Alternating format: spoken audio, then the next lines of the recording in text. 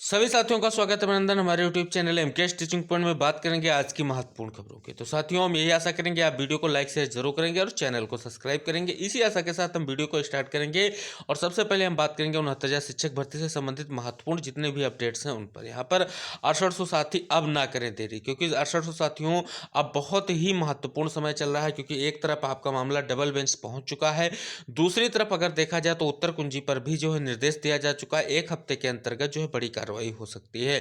तो कहीं ना कहीं अब ये बहुत ही महत्वपूर्ण समय है और इसी समय का आपको सदुपयोग करना है। अगर अब आप देरी करेंगे तो मामले में अब आप सभी लोगों को कुछ हाथ लगने वाला नहीं है।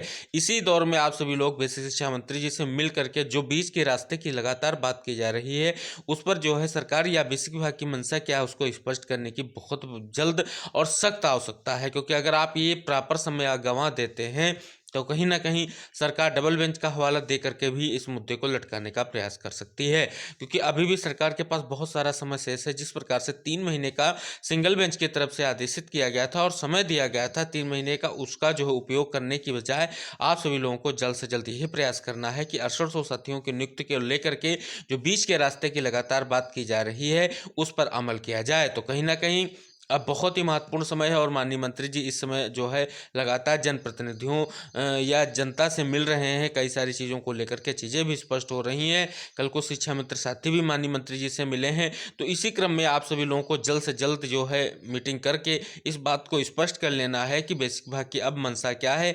क्या 6800 लिस्ट के साथ बेसिक विभाग खड़ी है या डबल बेंच जाने को लेकर के सरकार की कोई महत्वपूर्ण तैयारी है। सब चीज़ें स्पष्ट करने के लिए माननीय मंत्री जी से अब मीटिंग करना बहुत जरूरी है। कुछ साथियों का प्रयास है आज शायद माननीय मंत्री जी से मीटिंग की जाए, लेकिन देखने वाली बात होगी क्या कुछ स्पष्ट होता है।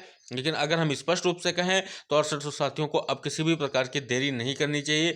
जल्द ही बड़े फैसले की उम्मीद होनी चाहिए और जल्द ही बड़ा कदम उठाने के प्रयास जरूरत है, क्योंकि अब आप माननीय मंत्री जी से मिल सकते हैं। क्योंकि कहीं ना कहीं आप इस समय धरना प्रदर्शन नहीं कर सकते हैं, तो आप अधिकारियों से जो मिलने की बात की गई, बीच के रास्ते की लगातार बात की जा रही, तो कहीं ना कहीं उस पर आपको अमल करना पड़ेगा और जल्द ही इसको लेकर के बात करनी पड़ेगी। और ये भी देखना पड़ेगा जो केंद्रीय शिक्षा मंत्री जी का संज्ञान पत्र या केंद्रीय शिक्षा मंत्री जी ने जो संज्ञान लिया है उसका कितना इम्पैक्ट पड़ता है, ये चीज़ जो है मीटिंग के दौरान स्पष्ट हो जाएगी। कहीं ना कहीं अभी कोई भी महत्वपूर्ण निर्देश जारी नहीं हो रहा है आपके 6800 लिस्ट को लेकर के, क्योंकि आप सभी लोग देख सकते हैं जो उत्तर कुंजी प्रकरण में अवमाननावाद था उस पर महत्वपूर्ण सुनवाई हुई, जिसमें आप सभी लोगों को पता है प्रमुख सचिव बेसिक शिक्षा दीपक कुमार जी को भी उपस्थित होना था। वहां पर स्पष्ट रूप से जो है ये भी इंगित कराया गया है इसी जो आपके 6800 चयन सूची से जुड़ा हुआ महत्वपूर्ण केस जो आरक्षण केस था, जिसको जो स्पष्ट रूप से बताया गया है कि उसका जजमेंट आने के बाद ये पूरी की पूरी भर्ती प्रक्रिया कटघरे में है, तो किस प्रकार से उत्तर कुंजी वालों को नियुक्ति प्रदान की जाए। लेकिन कोर्ट ने इस बात को नकारा है और कहीं ना कहीं स्पष्ट रूप से निर्देशित किया है कि आप एक हफ्ते का और समय दिया है कि उसके अंतर्गत जो है प्रक्रिया पर क्या कार्रवाई हो रही है वो स्पष्ट की जाए। तो कहीं ना कहीं एक हफ्ते के अंतर्गत ये सारी चीज़ें स्पष्ट हो जाएंगी। और 17 अप्रैल को तो आपको स्पष्ट हो ही गया है कि आरक्षण केस पर जो डबल बेंच में आपकी स्पेशल अपील दाखिल की गई उस पर सुनवाई होने जा रही है। अब क्या हो सकता है ये देखने वाली बात होगी, क्योंकि राजन राय सर की बेंच में ही मामला लिस्टेड है और कहीं ना कहीं वो इस मामले से बहुत ही बारीकी से वाकिफ है। तो आगे क्या कुछ चीज़ें होंगी ये देखने वाली बात होगी। वर्तमान के परिदृश्य की अगर हम बात करें तो 6800 साथियों को अब जो अगर शांत रहने की बिल्कुल जरूरत नहीं है, लगातार प्रयास करें। अगर प्रयास नहीं करेंगे तो दिक्कतों का सामना करना पड़ सकता है।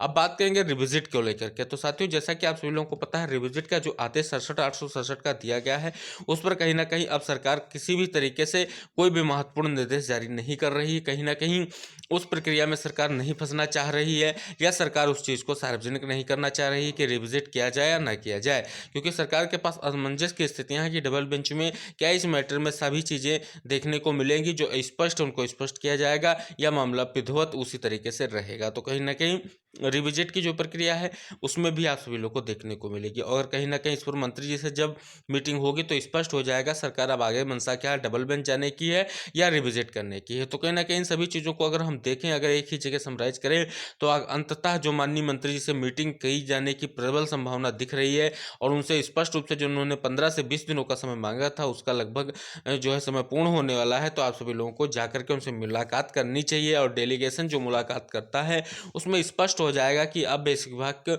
क्या सोच रहा है, क्या सरकार की तरफ से रवैया अब अपनाया जाएगा, इन सारी चीज़ों को लेकर के चीज़ें स्पष्ट हो सकती हैं। कहीं ना कहीं अगर अब आप देरी करेंगे तो आगे आपके मुद्दों में अड़चनों के अलावा और कुछ नहीं दिखेगा। तो फिलहाल अब आप सभी लोगों को प्रयास करने की ज़रूरत है।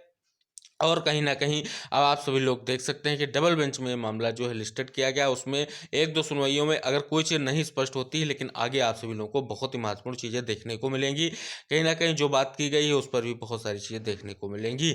तो फिलहाल आप सभी लोगों को प्रयास करना, अगर सरकार रिविज़िट कर रही है तो 6800 को भी नियुक्ति प्रदान करे, किसी भी बेस पर प्रदान करे या समायोजन करे। कुछ भी करे, सरकार 6800 को नियुक्ति प्रदान करे। दूसरी, अगर बीच का रास्ता किसी भी बेस पर निकल रहा है तो उस पर भी सरकार विचार करे। अगर देखने वाली बात होगी, कई बार इन चीज़ों को लेकर के प्रयास किया गया लेकिन सफलता हाथ नहीं लगी है। क्या इस बार सफलता हाथ साथियों के लगेगी? सबसे बड़ा सवाल यही सामने निकल कर आ रहा है और कहीं न कहीं अभ्यर्थियों में यही आशंका व्याप्त है। कहीं न कहीं इस समय का अगर सदुपयोग नहीं हो पाया तो आगे 6800 के लिए बहुत मुश्किलें खड़ी हो सकती हैं। तो कहीं न कहीं जितने भी 6800 को लीड करने वाले लीडर हैं, उनको ये चीज़ ध्यान में रखनी है कि इस समय को गंवाएँ ना और कहीं न कहीं इस पर अमल करें, क्योंकि अगर इस समय को गंवाएँगे तो कहीं न कहीं 6800 के साथ अन्याय होगा और अभी तक की जो लड़ाई साथियों ने मिलकर लड़ी है उसमें कहीं न कहीं जो उनके लीडर हैं वो इसको आगे ले जाने के लिए क्या स्पष्ट करेंगे, ये देखने वाली बात होगी। क्या अगर सरकार पर दबाव बनेगा तभी सरकार डबल बेंच जाएगी या कोई महत्वपूर्ण निर्णय लेगी, वरना सरकार किसी भी तरीके का कोई निर्णय नहीं लेना चाह रही है, केवल और केवल स्पष्ट रूप से और विजिट कर आगे की प्रक्रिया पर बढ़ जाएगी। तो कहीं न कहीं आप सभी लोगों को इस चीज़ को लेकर के स्पष्टता जरूर देखनी है और कहीं न कहीं जो जिम्मेदार लोग 6800 साथी हैं वो इस पर विचार जरूर करें और जल्द से जल्द इस बात से मिल करके और इन चीज़ों को हल करने की तरफ सकारात्मक कदम उठाने का प्रयास करें। तो देखने वाली बात होगी क्या साथियों का अगला जो है कदम रहता है। क्या कुछ जो है माननीय मंत्री से मीटिंग को लेकर के या बीच के रास्ते को लेकर के जो बातें की जा रही हैं क्या वो निराधार ही हैं? इन सब चीज़ों पर मुहर तभी लगेगी जब माननीय मंत्री जी से मुलाकात होने के बाद चीज़ें स्पष्ट होंगी। तो जल्द ही हम प्रयास करेंगे, जितने भी हमारे 6800 साथी ये प्रयास करें, जो भी आपके टीम लीडर ये कह रहे हैं कि माननीय मंत्री जी से मिलकर के बीच का रास्ता निकाला जाएगा, उनको स्पष्ट रूप से अवगत कराएं कि जल्द से जल्द इस मामले पर माननीय मंत्री जी से मीटिंग की जाए, क्योंकि अब बहुत समय हो चुका है। अगर अब मीटिंग नहीं की गई तो इस मामले में केवल और केवल इस मामले को शिथिल करने का प्रयास सभी के द्वारा किया जा रहा है। तो सबका प्रयास संयुक्त होना चाहिए, क्योंकि सभी लोग इस मामले को लेकर के धरना प्रदर्शन में सम्मिलित रहें और सभी लोग इस बात को आगे बढ़ाने का प्रयास करें। अब बात करेंगे अगली महत्वपूर्ण खबर की, जो कटाव को लेकर के आई है। क्या है महत्वपूर्ण खबर, उसकी चर्चा करेंगे। यहाँ पर स्पष्ट रूप से आप साथी देख सकते हैं, उत्तर प्रदेश अधीनस्थ सेवा चयन आयोग यानी यूपी की ओर से प्रारंभिक पात्रता परीक्षा ने पीटी में शामिल होने के लिए श्रेणीवार न्यूनतम कटाव निर्धारित न होने से ज्यादातर अभ्यर्थी परीक्षा में शामिल होने से वंचित रह जा रहे हैं। इस मुद्दे पर अभ्यर्थियों ने सोशल मीडिया पर अभियान शुरू कर दिया है। साथ ही साथ मुख्यमंत्री और आयोग के अध्यक्ष को सैकड़ों की संख्या में ईमेल भेजे हैं। अभ्यर्थियों का कहना है कि अधीनस्थ सेवा चयन आयोग की ओर से पीटी में शामिल अभ्यर्थियों के लिए विभिन्न प्रकार की भर्तियों का संचालन किया जाता है। आयोग पदों की संख्या के मुकाबले 15 गुना अभ्यर्थियों को शॉर्टलिस्ट करता है, लेकिन इस प्रक्रिया में कम अभ्यर्थियों को शामिल करने का मौका मिलता है। खासकर कम पदों वाली भर्ती में ज्यादातर अभ्यर्थी शामिल होने से वंचित रह जाते हैं। सिर्फ उन्हीं अभ्यर्थियों को भर्ती में परीक्षा में शामिल होने का मौका मिलता है जिन्होंने पीटी में सर्वाधिक अंक मिलते हैं। एक निश्चित कटाव न होने के कारण यह हर बार उन्हीं अभ्यर्थियों को मौका मिलता है और अधिकतर अभ्यर्थी परीक्षा से वंचित रह जाते हैं। अभ्यर्थियों ने मुख्यमंत्री और आयोग के अध्यक्ष से आग्रह किया है कि पीटी का न्यूनतम कटाव यानी अलग अलग श्रेणीवार निर्धारित किया जाए। इससे परीक्षा में अधिक से अधिक अभ्यर्थियों को शामिल होने का मौका मिल जाए। उदाहरण के तौर पर उत्तर प्रदेश शिक्षक पात्रता परीक्षा यानी यूपीटीईटी में एक न्यूनतम कटाव निर्धारित है। ठीक इसी प्रकार यूपीएससी भी पीटी में एक न्यूनतम कटाव निर्धारित करे। अभ्यर्थियों का यह कहना भी कि पीटी की वैधता अधिक अवधि कम से कम 5 साल की जाए। तो कहीं ना कहीं बहुत बड़ी मांग की गई है यहाँ पर जो है श्रेणीवार कटाव जारी करने को लेकर के, और पात्रता परीक्षा का जो परिणाम है उसको 5 वर्ष वैध करने की बात की गई है।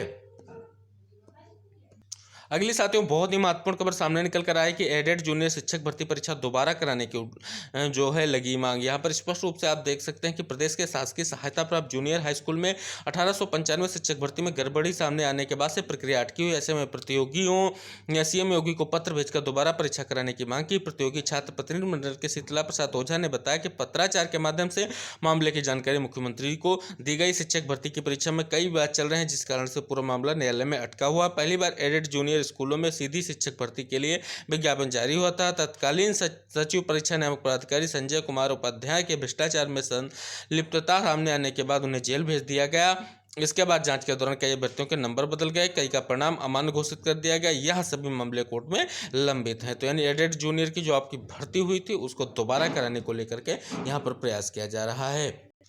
साथियों, बहुत ही महत्वपूर्ण खबर सामने निकल कर आ रही है। जिस प्रकार से आप देख सकते हैं, लिखा गया है कि राज्य शासित राज्यों में तेज है भर्ती और 10 लाख रोजगार की और यूं ही बड़ी सरकार। स्पष्ट रूप से आप देख सकते हैं यहाँ पर कि 22 अक्टूबर 2022 पहले रोजगार मेले में 75,000 कर्मियों को नियुक्त, 22 नवंबर 2022 में 71,000 को, 20 जनवरी 2023 में 71,000 को, 13 अप्रैल में चौथे जो मेला उसमें 71,000, और इसके बाद लिखा गया है कि रोजगार मेला अभियान चलाकर 2,88,000 कर्मियों की सरकारी नौकरी दी। सरकार का लक्ष्य 2023 तक 10 लाख युवाओं को नौकरी देने का है। तो देख सकते हैं, बहुत ही बड़ी बात यहाँ पर कही जा रही है केंद्र सरकार की तरफ से, और यहाँ पर बहुत सारे लोगों को नियुक्ति प्रदान करने की बात की जा रही है। अब बात करेंगे अन्य महत्वपूर्ण खबरों की।